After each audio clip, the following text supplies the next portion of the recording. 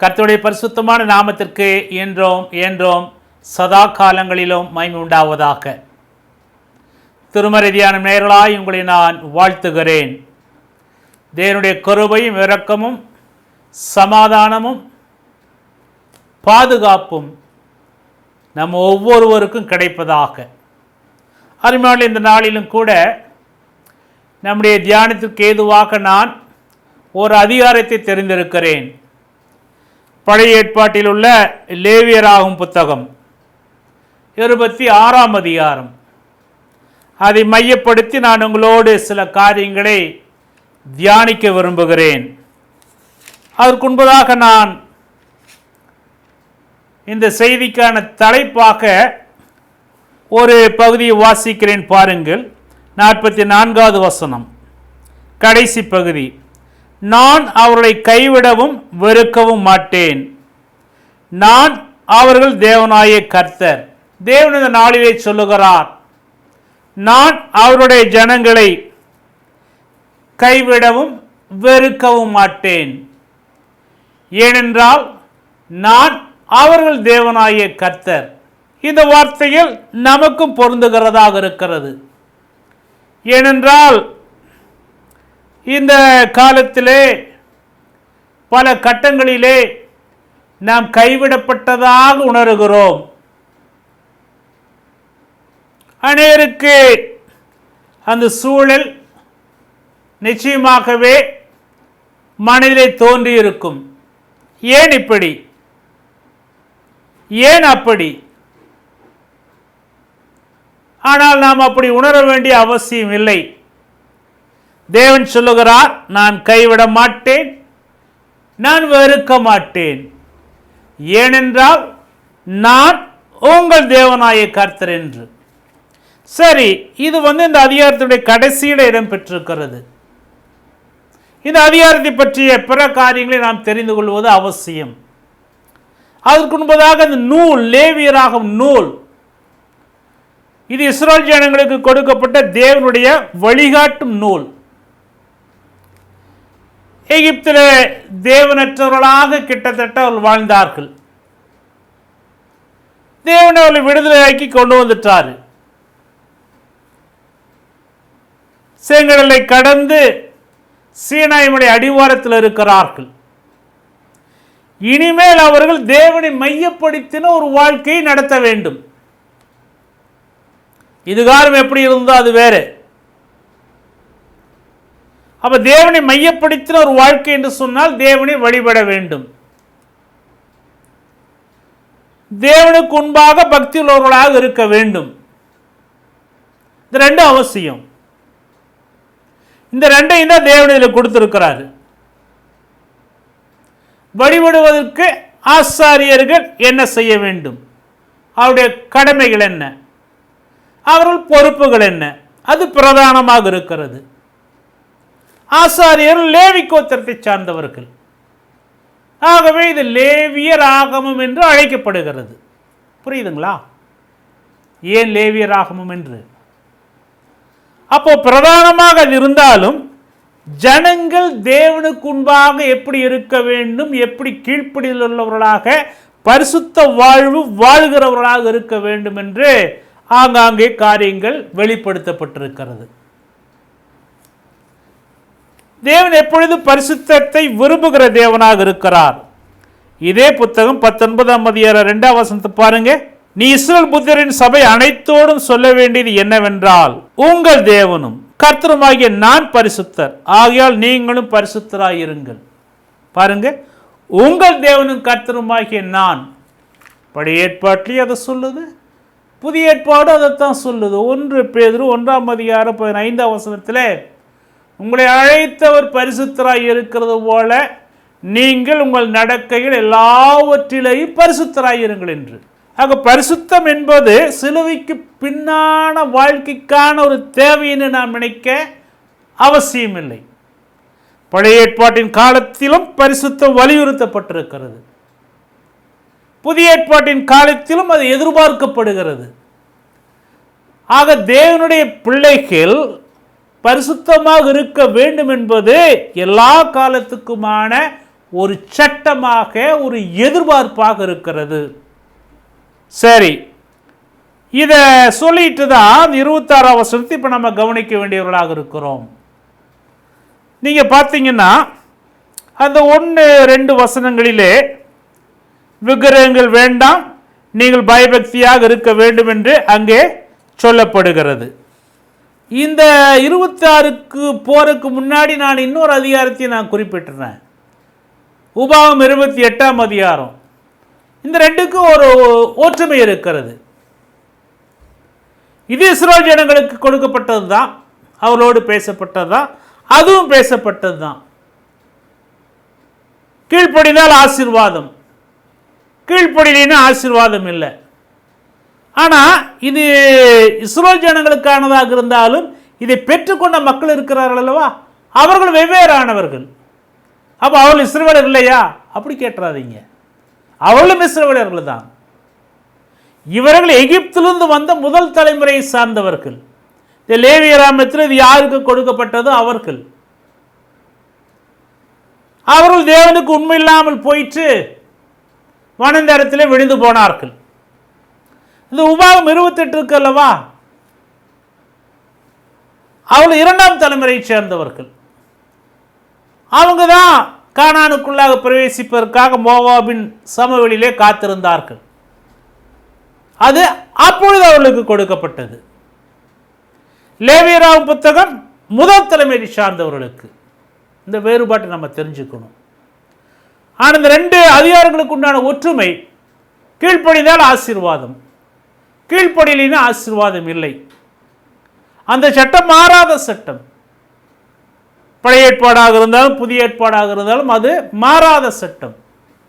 கீழ்ப்படியவர்களுக்கு நன்மை செய்கிற தேவன், கீழ்ப்படியவர்களுக்கு நன்மை இல்லை, ஆசீர்வாதம் இல்லை.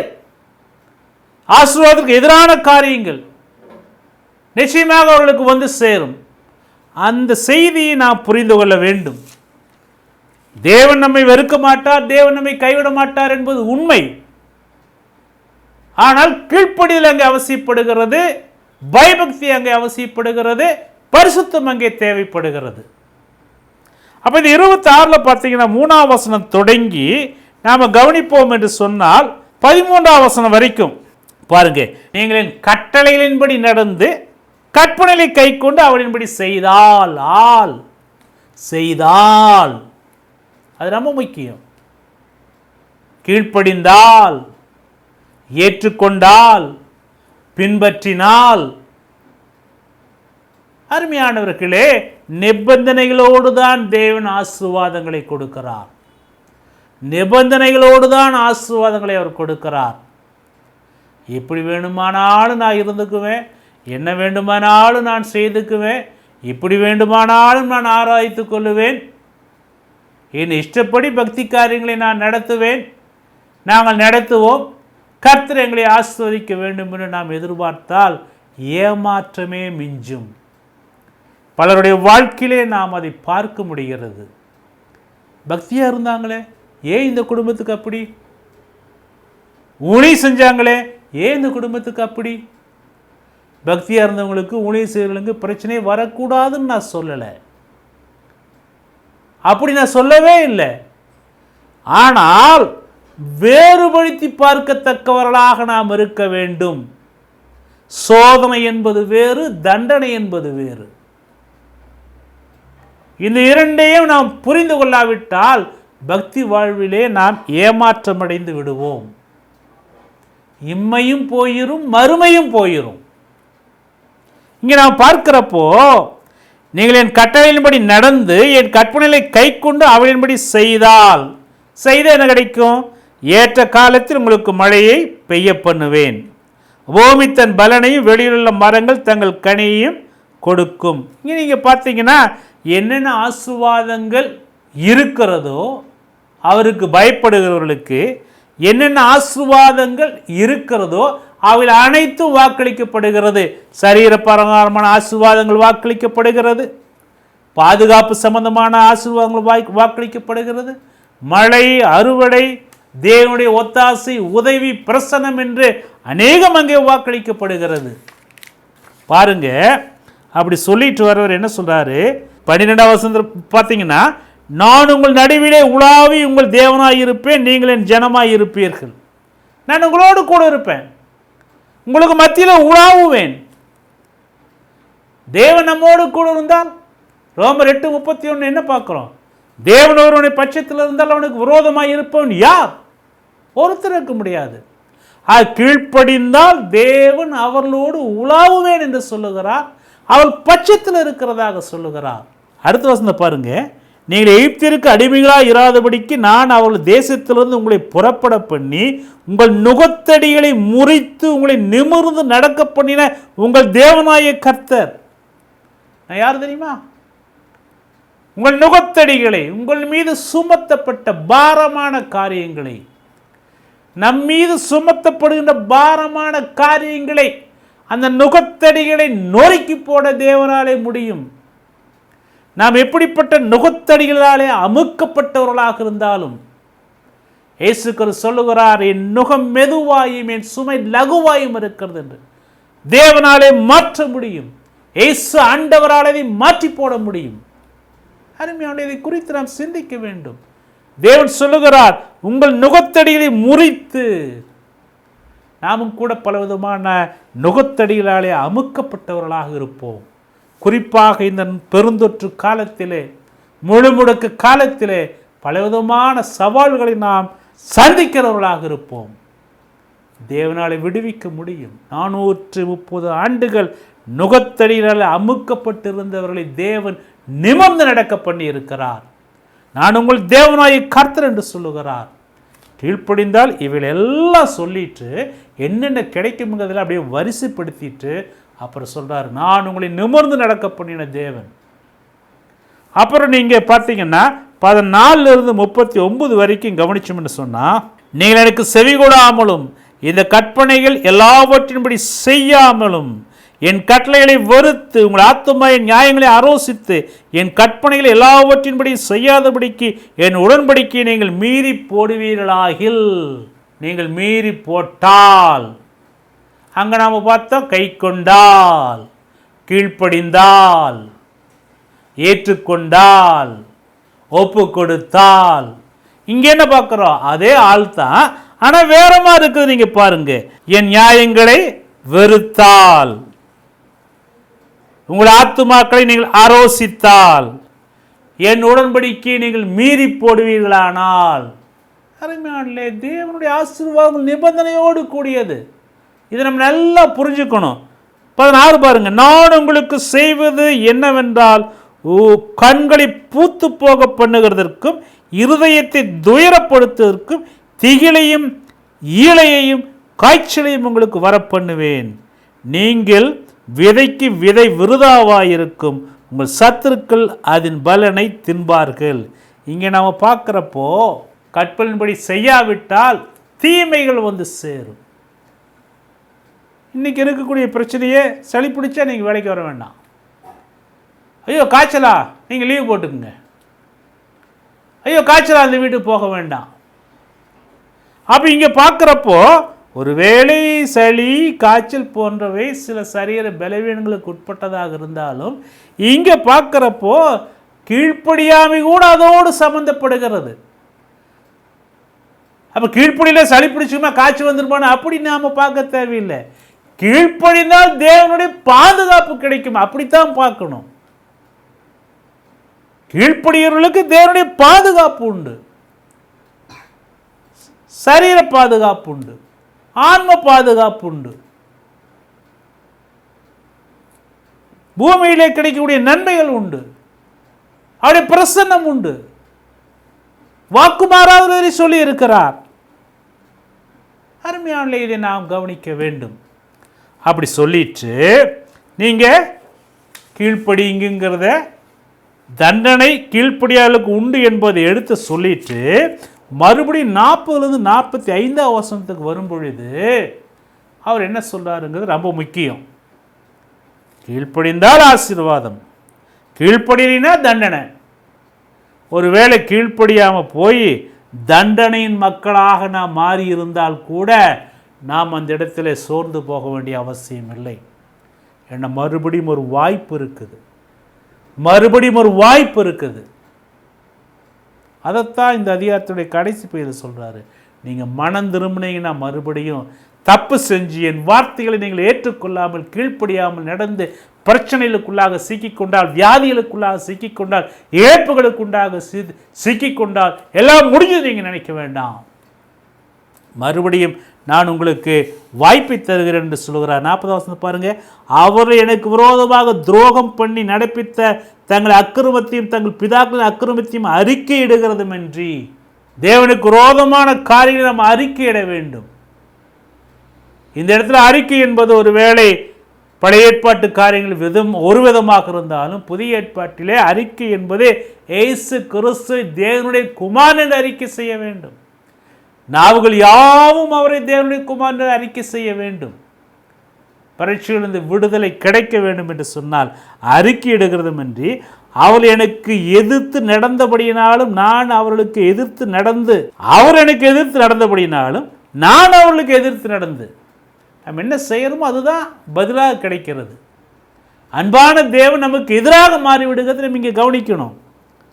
அவருடைய சத்துருக்களின் தேசத்தில் அவளை கொண்டு போய் விட்டதையும் அறிக்கையிட்டு, நான் செய்தது நிமித்தமாக எனக்கு அந்த நிலை வந்திருக்குது, இது என்னால் தான் இந்த நிலை வந்திருக்குது, தேவனை நான் குறை சொல்ல முடியாது என்பதை புரிந்து கொள்ள வேண்டும். மல்கியா தீர்க்கதரிசி குறித்து சொல்லும் பொழுது 1:9 இப்போதும் தேவனுடைய சமூகத்தை நோக்கி கெஞ்சுங்கள், அப்பொழுது நம்ம இறங்குவார், இது உங்களாலே வந்த காரியம். எப்படிப்பட்ட நிலையிலே சிக்கி சீரடைகிறவர்களாக இருந்தாலும் நாம் என்ன செய்ய வேண்டும் என்று சொல்லுகிறார்? கெஞ்சுங்கள், இரக்கத்திற்காக கெஞ்சுங்கள். நாம் இருக்கக்கூடிய இந்த சூழல் தேவனாலே வந்ததல்ல, இது நம்மாலே வந்த காரியம். நம்முடைய கீழ்ப்படியினாலே, நம்முடைய அக்கிரமத்தினாலே, நம்முடைய விரோத செயல்களினாலே, நம்முடைய மீறுதலினாலே வந்த காரியம். இங்க பாருங்க, அவர் என்ன சொல்றாரு? குழுவை விட்டதையும் அறிக்கையிட்டு விருத்த சேனமில்லாத தங்கள் இருதயத்தை தாழ்த்தி தங்கள் அக்கிரமத்துக்கு கிடைத்த தண்டனையை நியாயம் என்று ஒத்துக்கொண்டால், இந்த தண்டனை தேவனாலே கிடைத்த தண்டனை, இது என்னுடைய பாவத்திற்கு. ஒட்டுமொத்த உலகமும் இந்த இடத்துல சிந்திக்க வேண்டியது அவசியமாக இருக்கிறது. உலகம் நடுங்கிக் கொண்டு இருக்கிறது. 1வது அலை என்று சொன்னார்கள், இப்ப 2வது, இப்ப 3வது பத்தி பேச்சு வருது. இன்னும் சில ஆண்டுகளுக்கு கூட இது நீடிக்கும் என்றும் சொல்லப்படுகிறது. அப்போ உலகம் இந்த உண்மையை புரிந்து கொள்ள வேண்டும். தேவனுக்கு விரோதமாக இந்த உலகம், தேவனாலே படைக்கப்பட்ட உலகம், உலகத்தின் மக்களும் போய்கொண்டு இருக்கிறபடினாலே தேவன் ஏதோ ஒரு செய்தி சொல்லுகிறார் என்பதை உணர்ந்து கொள்ள வேண்டும். உலகம் உணர்ந்து கொள்ளாவிட்டால் அடுத்தது போயிட்டு போகுது. தேவனுக்கு பயப்படுகிறவர்கள் இந்த உண்மையை புரிந்து கொள்ள வேண்டும். அடுத்து என்ன சொல்றார்? 42 நான் யாக்கோபோட பண்ணின உடன்படிக்கையும் ஈசாக்கோட பண்ணின என் உடன்படிக்கையும் ஆபிரகாமோட பண்ணின என் உடன்படிக்கையும் நினைப்பேன், தேசத்தையும் நான் நினைப்பேன். எப்ப நினைப்பாரு? நம்முடைய தவறுகளை, நம்முடைய மீறுதல்களை நாம் அறிக்கையிடும் பொழுது. தேவனுடைய கோபத்திற்கு காரணம் நான் தான். தேவனுடைய கோபம் பற்றி எரிவதற்கு காரணம் நாங்கள் தான். ஒவ்வொரு மனிதனும், ஒவ்வொரு தேசம் இதை உணர்ந்தால் நல்லது. அப்படி உணர்ந்தால் நான் உடன்படிக்கையை நினைப்பேன், என் முற்பிதாக்களுக்கு, என் தாசர்களுக்கு நான் கொடுத்த உடன்படிக்கையை நான் நினைப்பேன் என்று அவர் சொல்லுவதை நம்ம பார்க்கிறோம். தேவன் தொடர்ந்து நம்மை தண்டிப்பதிலே அவர் விருப்பப்படுகிற தேவனாக இல்லை என்பதை நாம் புரிந்து கொள்ள வேண்டும். ஏசாயா புத்தகம் 57:16 நாம் சொல்லுவோம் என்று சொன்னார், நான் எப்போதும் வழக்காட மாட்டேன், நான் என்றைக்கும் கோபமாய் இருப்பதும் இல்லை, ஏனென்றால் ஆவியும் நான் உண்டு பண்ணினேன் ஆத்துமாக்களும் என் முகத்துக்கு முன்பாக சோர்ந்து போகுமே. ஆவியும் நான் உண்டு பண்ணின ஆத்துமாக்களும் என் முகத்துக்கு முன்பாக சோர்ந்து போகுமே.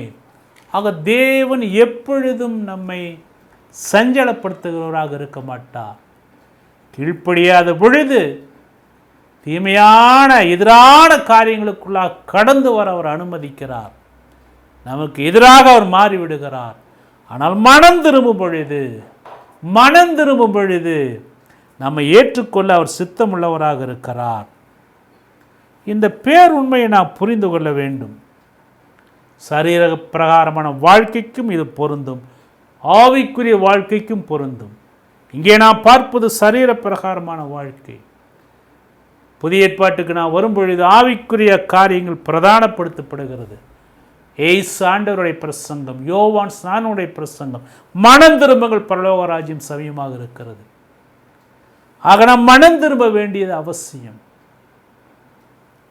இயேசு கிறிஸ்து சுவிசேஷத்தை கேட்டு விசுவாசித்து மனம் திரும்பி இயேசு கிறிஸ்து தேவனுடைய குமாரன் என்று அறிக்கையிட்டு பாவ மன்னிப்புக்காக ஞானஸ்நானம் பெற்று அவருடைய சபையில நாம் சேர்க்கப்பட்டு பரலோகத்தின் தேவனை அப்பா பிதாவை என்று கூப்பிடும்படியான புத்திர சுவீகாரத்தை நாம் பெற்றுக்கொள்வோம் என்று சொன்னால் தேவன் நம்முடைய பட்சத்தில் இருக்கிறார். தேவன் நம்முடைய பட்சத்தில் இருக்கிறார். நாம் கலங்க வேண்டிய அவசியமே கிடையாது. அவர் நமக்கு தகப்பனாக இருக்கிறார். உயிருள்ள தகப்பனாக, உண்மையுள்ள தகப்பனாக, வல்லமையுள்ள தகப்பனாக, ஏற்ற காலங்களிலே நன்மை செய்கிற தகப்பனாக அவர் மாறுகிறார். நாம் கலங்க வேண்டிய அவசியம் கிடையாது. ஆக இந்த 26 லேவியராகமத்திலே நாம் கீழ்ப்படிந்த ஆசீர்வாதத்தை பெறுவதற்கு வாய்ப்பு இருந்தும் கீழ்ப்படியாமையினாலே ஆசீர்வாதத்தை இழந்திருப்போம் என்று சொன்னார். மறுபடியுமாக அந்த வாய்ப்பு மனம் திரும்பும்போது தேவனாலே கொடுக்கப்படுகிறது. அதை அவர் சொல்லிட்டு தான் 44 வசனத்துக்கு வரும்பொழுது, அவள் தங்கள் சத்துருக்களின் தேசத்தில் இருந்தாலும் நான் அவர்களை நிர்மூலமாக்கத்தக்கதாகவும் நான் அவளோட பண்ணின உடன்படிக்கை அபத்தமாக்கத்தக்கதாகவும் நான் அவளை கைவிடவும் வெறுக்கவும் மாட்டேன். நான் அவள் தேவனாய கர்த்தர். சத்துருக்களின் தேசத்தில் இருந்தாலும் ஐயோ இப்படி போய் சிக்கிட்டுமே, இனி விடுவிக்க முடியாதே, யார் நம்மளை விடுவிப்பார் வந்தால் கூட கவலை வேண்டாம், கவலை வேண்டாம்.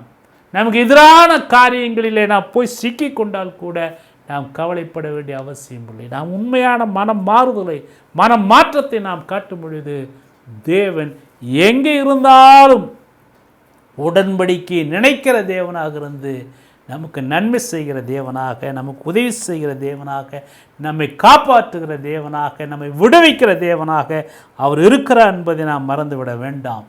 சொல்றார் பாருங்க, நான் அவர்களை கைவிடவும் வெறுக்க மாட்டேன். வெறுக்கிறதுனா சீன் ஒதுக்கி தள்ளுறது, அதை வெறுக்கிறது. தேவன் அவருடைய பிள்ளைகள் விஷயத்தில், தேவன் அவரை நம்புகிற விஷயத்தில் அந்த விதமாக ஒருபோது நடக்க மாட்டார். ஏசாயில பார்த்தோம்ல, நான் உண்டு பண்ணின ஆத்துமாக்கள் என்னுடைய பார்வைக்கு முன்பாக சோர்ந்து போகுமே என்று சொல்லுகிறார். அப்படிப்பட்ட தேவனைத்தான் நாம் தெய்வமாக பெற்றிருக்கிறோம். ஆக இந்த லேவியராகும் 26 நமக்கு சொல்லக்கூடிய உண்மைகளை நாம் புரிந்து கொள்ள வேண்டும். பயபக்தியும் பரிசுத்தும் எதிர்பார்க்கப்படுகிறது. ஏனென்றால் அவர் நம்மை நிமிர்ந்து நடக்க பண்ணின தேவனாக இருக்கிறார். நுகத்தடிகளை முறித்த தேவனாக இருக்கிறார். அதை நாம் புரிஞ்சிக்காம நாம் அவரை எதிர்க்கிறவர்களாக மாறிடுவோம் என்று சொன்னால் தண்டனைக்குள்ளாக கடந்து போக செய்கிறார். நாம் ஏதாவது ஒரு கட்டத்திலே உணர்வடைந்து நாம் நம்மை திருத்திக் கொள்ள முற்பட்டு தேவனுடைய சமூகத்தினுடைய இரக்கங்களுக்காக கெஞ்சும் பொழுது அவர் இறங்கி நன்மை செய்கிற தேவனாக, நம்மை வெறுக்காத தேவனாக, நம்மை கைவிடாத தேவனாக இருந்து நமக்கு நன்மை செய்கிறேன் என்று வாக்கு கொடுக்கிறார். ஆகையால் அருமையானவர்களே, நாம் கடந்து செல்லக்கூடிய பாதை எதுவாக இருந்தாலும் நாம் கலங்க வேண்டாம். நம்முடைய தேவன் நல்லவராக இருக்கிறார், வல்லவராக இருக்கிறார், வெறுக்காத தேவனாக இருக்கிறார். அந்த தேவனை நாம் தெய்வமாக பெற்றுக்கிறோம். அவருக்கு முன்பாக பக்தியாக பரிசுத்தமாக நடப்பதற்கு நாம் நம்மை ஒப்பு கொடுப்போம், ஜெபிப்போம். சகல துதிகளுக்கும் பாத்திரராக இருக்கக்கூடிய எங்கள் பிதாவே, இது ஒரு நாளுக்காக நாங்கள் உமக்கு நன்றி சொல்லுகிறோம். அன்பின் அப்பா, இந்த வேளையிலும் கூட லேவியர் 26 நாங்கள் மையமாக வைத்து அவசியமான சில பாடங்களை நாங்கள் தெரிந்து கொண்டோம். தெரிந்து கொள்வது மாத்திரமல்ல, நாங்கள் கற்றுக்கொள்ள வேண்டியவர்களை கற்றுக்கொள்ள வேண்டும். நீர் எங்களை கைவிட மாட்டீர் என்று சொல்லியிருக்கிறீர். நீர் எங்களை வெறுக்க மாட்டேன் என்று சொல்லியிருக்கிறீர். அந்த தேவன் எங்களுக்கு தகப்பனே எப்பொழுதும் நல்லவராக இருக்கிற தேவனாக இருக்கிறார். எங்களுடைய மீறுதல், என்னுடைய அக்கிரமங்கள் எங்களுக்கு விரோதமாக சாட்சிக்குமானால் நாங்கள் உணர்வடைந்து உம்முடைய சமூகத்தில் எங்களை ஒப்புரவாக்கி உம்மிடத்திலிருந்து ஆசீர்வாதமான காரியங்களை சுதந்திரித்துக் கொள்ள நீர் இரக்கம் பாராட்டும். பாவ குற்றங்களை தயவாக பொறுத்தருளும். இயேசு நாமத்தில் கேட்கிறோம் அன்பின் தேவனே, ஆமேன். பிரியமான தேவனுடைய பிள்ளைகளே, எங்கள் தொலைக்காட்சி நிகழ்ச்சிகளை நீங்கள் தொடர்ந்து பார்த்து கொண்டு வருகிறீர்கள். எங்களோடு தொலைபேசி வாயிலாக, இன்னுமாக கடிதங்கள் வாயிலாக நீங்கள் தொடர்பு கொண்டு வருகிறீர்கள். அதற்காக முதலில் உங்களுக்கு நன்றிகளை தெரிவித்துக் கொள்கிறோம். தொடர்ந்து எங்கள் நிகழ்ச்சிகளை நீங்கள் மற்றவர்களுக்கு அறிமுகப்படுத்தும்படியாக உங்களை அன்போடு கூட நாங்கள் உற்சாகப்படுத்துகிறோம். பிரியமானவர்களே, நீங்கள் வீட்டில் இருந்தபடியே வேத பாடங்களை முழுமையாக கற்று தேர்ச்சியடைய நாங்கள் வாய்ப்புகளை ஏற்படுத்தி தருகிறோம். எங்களோடு தொடர்பு கொண்டு அந்த வேத பாடங்களை வாங்கி படித்து அதிலே கேட்கப்படும் கேள்விகளுக்கு சரியான பதில்களை நீங்கள் எழுதி அனுப்பும் பொழுது நாங்கள் அவைகளை திருத்தி உங்களுக்கு ஒரு டிப்ளமோ சர்டிஃபிகேட்டை அனுப்பி தருவோம். அது மாத்திரமல்லாமல் நீங்கள் உங்களுடைய ஆவிக்குரிய வாழ்வை வளப்படுத்தி கொள்ள எங்களிடத்தில் பல ஆவிக்குரிய புஸ்தகங்கள் உண்டு. எங்களோடு தொடர்பு கொண்டு அந்த ஆவிக்குரிய புஸ்தகங்களை வாங்கி படித்து உங்களுடைய ஆவிக்குரிய வாழ்விலே நீங்கள் வளம் பெறும்படியாக உங்களை அன்போடு கூட உற்சாகப்படுத்துகிறோம். தேவ சமாதானம் இன்றும் என்றும் என்றென்றும் சதா காலங்களிலும் உங்களோடு கூட இருப்பதாக. ஆமென். வேதாகம அஞ்சல் வழி கல்வியில் ஓர் புதிய அத்தியாயம். உயர்நிலை வேதாகம கல்வி, அதாவது அட்வான்ஸ்ட் பைபிள் கரஸ்பாண்டன்ஸ் கோர்ஸ். இது 7 பாகங்களாக பிரிக்கப்பட்ட 100 பாடங்களை கொண்டது. இதற்கு பதிவு கட்டணம் உண்டு. உயர்நிலை வேதாகம கல்வி முடிப்பவர்களுக்கு பட்டய சான்றிதழ் வழங்கப்படும், அதாவது டிப்ளமோ சர்டிபிகேட் வழங்கப்படும். ஆம், சத்திய விரும்பிகளுக்கும் பரிசுத்த வேதாகமத்தை முறையாக கற்கும் பாக்கியம் வாழ்க்கையில் கிடைக்காமல் போய்விட்டதே என்று ஏங்குபவர்களுக்கும் இது ஓர் அரிய வாய்ப்பு. இன்னும் எங்களிடம் புதிதாக வெளியிடப்பட்ட ஆவிக்குரிய புத்தகங்கள் உண்டு. ஆத்ம ஆதாய பிரசங்கங்கள், துருவின் சாட்சி, ஏன் நாங்கள் நம்புகிறோம், எதை நாங்கள் நம்புகிறோம், சத்தியத்தின் குரல். அன்பிற்குரியவர்களே, இந்த புத்தகங்கள் வேண்டுவோர் எங்களோடு நீங்கள் தொடர்பு கொள்ளுங்கள். செல்போன் 9842730382 மற்றும் 9965530385. உங்கள் ஜெப தேவைகளுக்கும் திருமறை ஆசான் என்ற மாத இதழை பெற்றுக் கொள்ளவும் நீங்கள் தொடர்பு கொள்ள வேண்டிய முகவரி: இயக்குனர், அஞ்சல் வழி வேதாகம கல்லூரி, தபால் பெட்டி எண் 27, காங்கேயம் 1, தமிழ்நாடு, தென்னிந்தியா. தொலைபேசி எண்கள் 4257230030. செல்போன் 9842730382.